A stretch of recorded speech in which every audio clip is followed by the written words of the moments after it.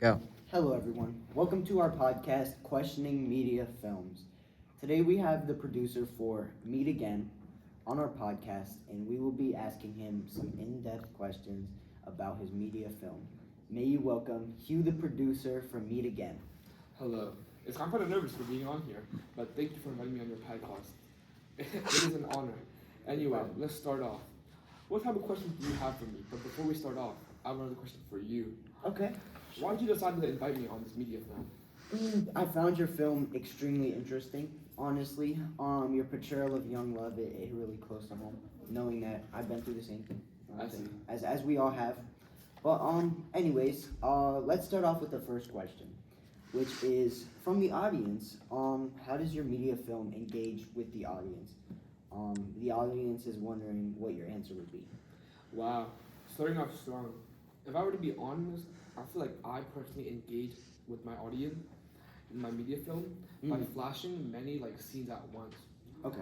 For example, in my media film, I flashed a bunch of flashbacks.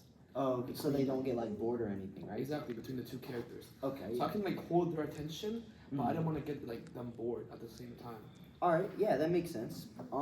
I've never heard of that tactic before, but it sounds like a great idea, and it seems like it worked. How would you distribute your film if it was a real media text? I see. If I were to distribute my film, if it was a real media text, it would be distributed as a real media text by the beginning of the movie and the preview of the backstory.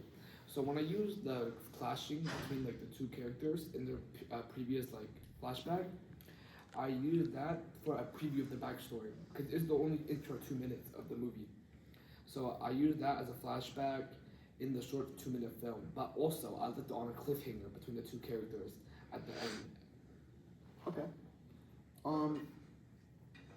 So if you were to do a preview or a premiere or a rollout of your movie, how would you do it? Would you have your actors there and the red carpet or something like that?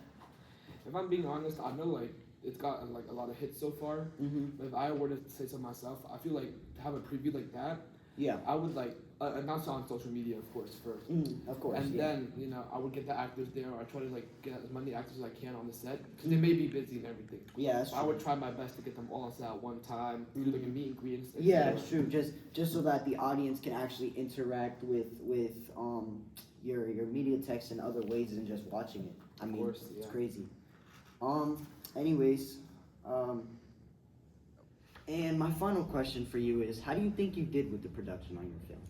If I'm being honest, I feel pretty confident on it because as seen, it has a lot of backlash, but it's good backlash, Yeah. Positivity around it. Constructive criticism. Exactly, and I understand some people may not enjoy it because it's not their criteria. Yeah. I feel that's okay. I feel I could do better next time, but I'm proud of it for how I've done it so far. Of course. Well, it was an honor having you on our podcast. Hopefully that helps out your viewers and our viewers. Thank you, Hugh. Of course, thank you. Have a good one. You too, man.